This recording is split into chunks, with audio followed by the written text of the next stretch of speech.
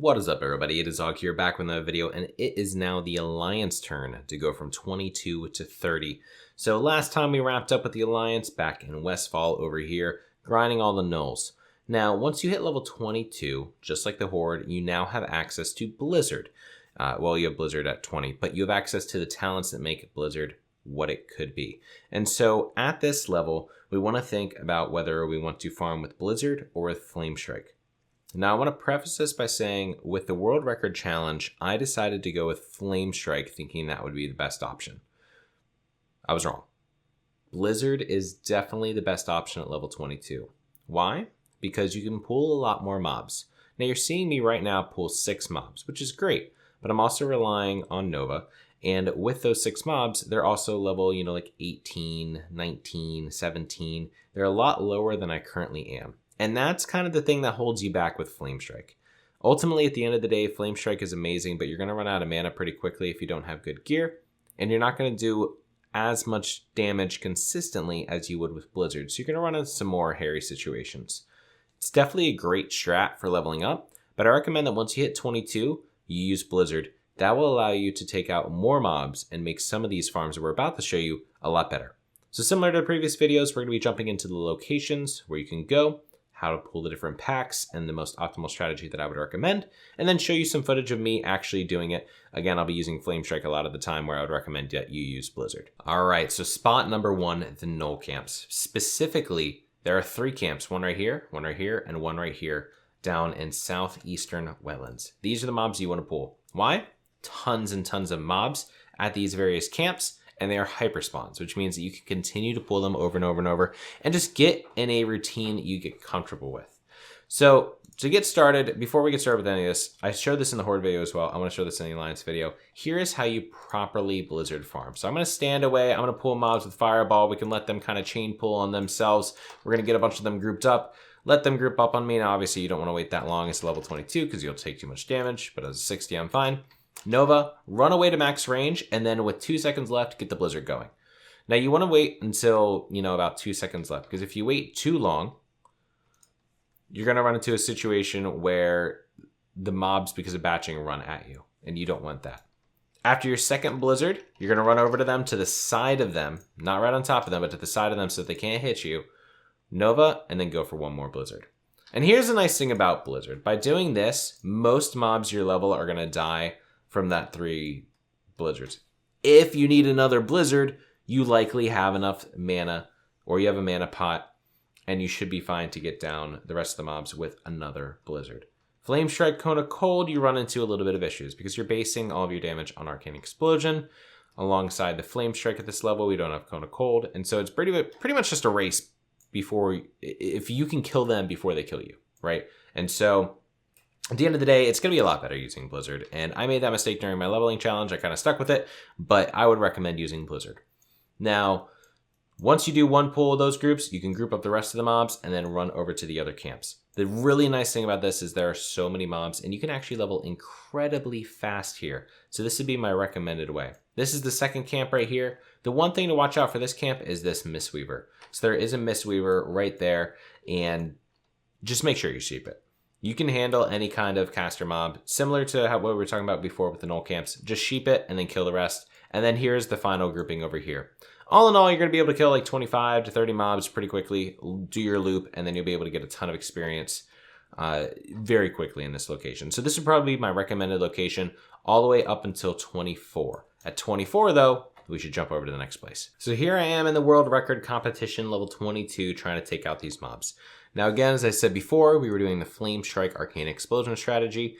And so, we're going to run into a couple issues, and you're going to see that. And so the Blizzard's going to be a lot cleaner. Just make sure that you're pulling, if you're doing the Blizzard strat with rank 1 Fireball or just a wand, and pull at a decent range so that the mobs get to you at about the same time. It's important that the mobs get to you at the same time, so you're not getting a bunch of mobs just randomly hitting you like this. But here you can see I grouped them up, and there's 4 at a time. Nova, get the Arcane Explosion, and get the Flamestrike. One additional thing I started doing was first aid, and so you can see that right there. Basically, the idea is that while they're Nova, you get off some first aid to try to just heal yourself up a little bit, so there's a lower chance of you dying. That is another opportunity that you can definitely try to do if you are doing the Flamestrike Arcane Explosion strategy. Probably don't need to do that when you're blizzarding.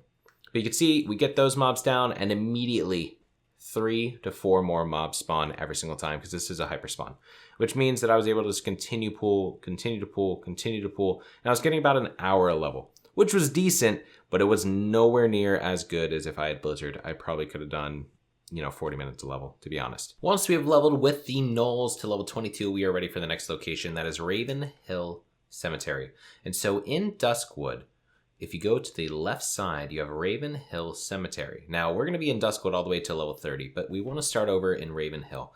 And in this bottom half quadrant, so split the cemetery into 2. In the bottom half, there is groups of these skeletons, which are purely melee, no healers, etc. If you go up to the top left, you're going to run into healers. If you go up to the top right, you're going to run into some mobs that, could potentially dot you. So I definitely recommend staying in the lower quadrant for now. It's a pretty simple strategy. Run to the side, aggro up, 4 to 5 mobs, blizzard them down, move on to the next one, aggro them up, 4 to 5 mobs, blizzard them down, etc. There will be a good amount of people here that are probably just doing quests. And so you're going to run into some competition for sure on most servers. Now, some servers you won't. But it's a great place because there's a ton of different mobs, so you're probably going to be able to get down some kills for sure without too much competition. Some key notes to look out for while you're here. On the left side, you have these grave robbers, a group of 3, very conveniently stacked. These skeletons won't run away. These guys will run away. So when you're AoE farming, make sure you're just considering the fact that that will happen. There's also spiders. These spiders are perfectly fine to kill. They're pretty much the same as the skeletons. They won't run away. Nothing too big to worry about. There is, however, one elite pat that you have to watch out for, and he pats all the way around here and up into this pathway over there. Is that him right there? Nope, that's a skeletal raider. So it looks like I can't find him right now, but he is going to be an elite, and he will obliterate you. So here he is. Level 35 elite. So you definitely need to watch out for him. Do not be in his way or else he will kill you. The nice thing is that even if you do die, the graveyard is right here. And so the run back is pretty much instant.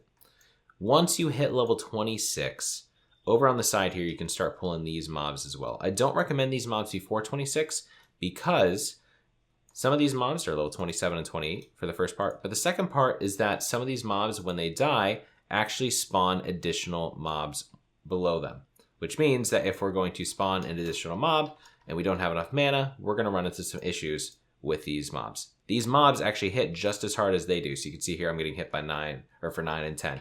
So if you have a bunch of them getting spawned and you're out of mana, you potentially could die. So I recommend coming over here at about 26 and sticking with this area until then. However, if it is way too overpopulated, definitely just, try to stick to the front side of this where it's mainly flesh eaters. Stay away from the tombs where the level 28s are really going to be.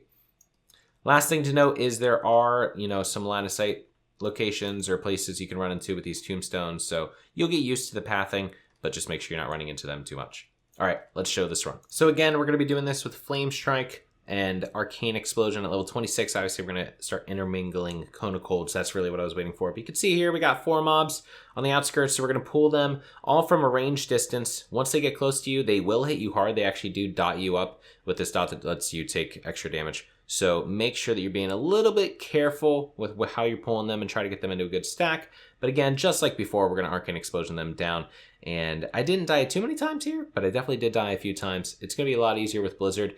The nice thing about Blizzard too is that you can actually kind of run out of the graveyard itself, so you're not worried too much about mobs. On the southern side, there's going to be no mobs. On the western side and eastern side, you might run into some spiders, but you can run out of the area and then, use that extra room for Blizzard. So actually, I recommend staying at this location until level 28. And so the next day of the World Record Challenge, I basically just grinded up here as soon as we got started until level 28. Again, it was still going at about an hour level, so it's still really good experience. You can see here, though, I did start bringing in the extra mobs from the other side, and then kind of intermingle them with the skeletal fiends. And so we're grouping them up here, and now we have Arcane Explosion. Cone of Cold. And so I want to show you the difference with Cone of Cold. It's pretty simple. It's going to be the majority of the same things. You're going to, unless you're really low health and need to bandage, you're going to go with a Flame Strike and then Cone of Cold and then kite around in a circle. Now, with the Cone of Cold to kite strat, I have a whole nother video basically going over how to properly Cone of Cold kite. But easiest way for most people to do it is to leverage backpedal. You can also do strafe, whichever you'd prefer. The thing to note is leeway.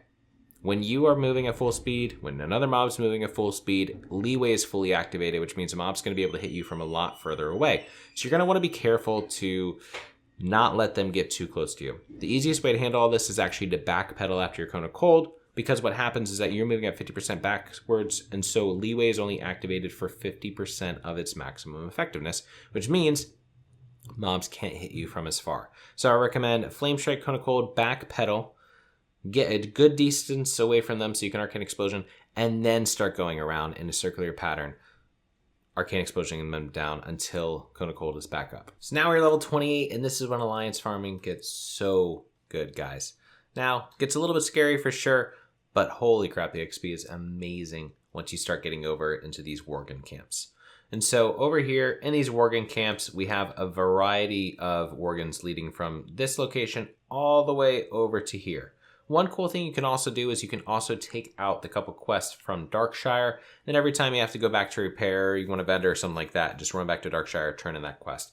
Because you can actually get some good bonus experience. Basically, you start off killing Shadow Weavers, and then you kill, I think Dark Runners, then Vilefangs. And so it's 3 quests, you can knock them all out, and then you get, I believe, a wand from that. That's like 1.6 attack speed, or maybe the wand's from another quest. But there's a really good quest in Duskwood for a very good wand with a very fast attack speed. Actually, 1.2 seconds, I think. Regardless, though, we're here for AOE farming. So the very first spot is going to be right here on the map, and it's going to be these Vilefang. And so there's 3 different packs that I recommend pulling. You can see these 2 are kind of clustered. These 4, however, are separated, and so you're going to be pulling these, obviously, by wanting them all, grouping them up. Once you have them all grouped, going through your normal Blizzard strategy. There's a couple things to watch out with these mobs. The Dark Runners put on a dot that forces you to take some extra damage, so you got to watch out for the Dark Runners for that. These guys will put on a physical wound damage, which allows you to take additional damage as well. And so you get into situations where you're taking a little bit extra damage from these mobs. It's not too bad as long as you're careful when you are pulling them. You can still pull a bunch of Dark Runners up at a time. I was doing, 6 or 7 at a time. But you do want to be careful to not get into a situation where you can royally get screwed. The only place where there's some really damaging dots is going to be in the last location, which we'll talk about for level 32. Also, you'll be pulling with a wand. They shouldn't evade, but don't run over to pull this group over there. Pull this group, and then you can counterspell this guy if you'd like to pull him alongside those. The last group you're going to pull is this group, and just run in, Arcane Explosion to group them up if you'd like to, or just do normal pulling strategies, Nova, and get through the Blizzard. So this is the first 3 packs, and you want to be pulling these as much as possible at the lower levels, so 28. Once you get to 30, we could start intermingling the next, the more difficult location, but I would recommend staying away from it until you are level 30. After you kill these guys, you're going to have some time where they're dead and you need some more mobs to kill. So you run up this pathway right here, and you get up to the top here. Here you'll see some Shadow Weavers, and this is where I'm saying you might as well just kill them to get the quest done.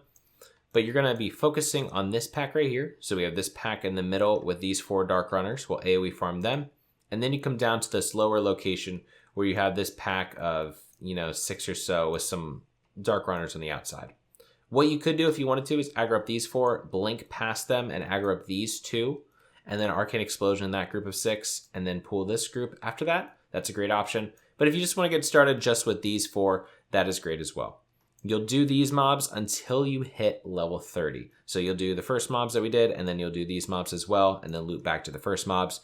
The respawn times should work out pretty consistently so that they're up ready for you to farm. Once you hit level 30, you'll start doing this location up here. And this is as good as it gets. I mean, just look at the quantity of mobs stacked right here. It's crazy.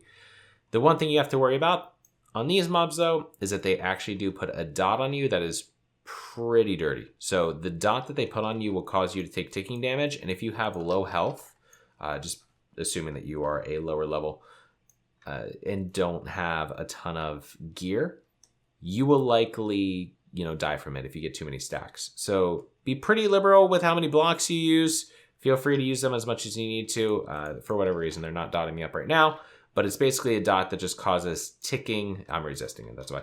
It's a dot that causes ticking damage, and I've gotten up to about 4 stacks at once. So be a little bit careful with these mobs, but you can blizzard them down, then you can pull the mobs in that group in the cave right there, group them up with these guys, and then blizzard them down this pathway. I recommend always blizzarding down this pathway, kind of like this, just so that the mobs stay stacked and you're forcing them to come into a corridor where they're just going to continue to get more and more stacked. At level 30, once you kill those guys, they actually are technically a hyper spawn, so they will spawn very fast.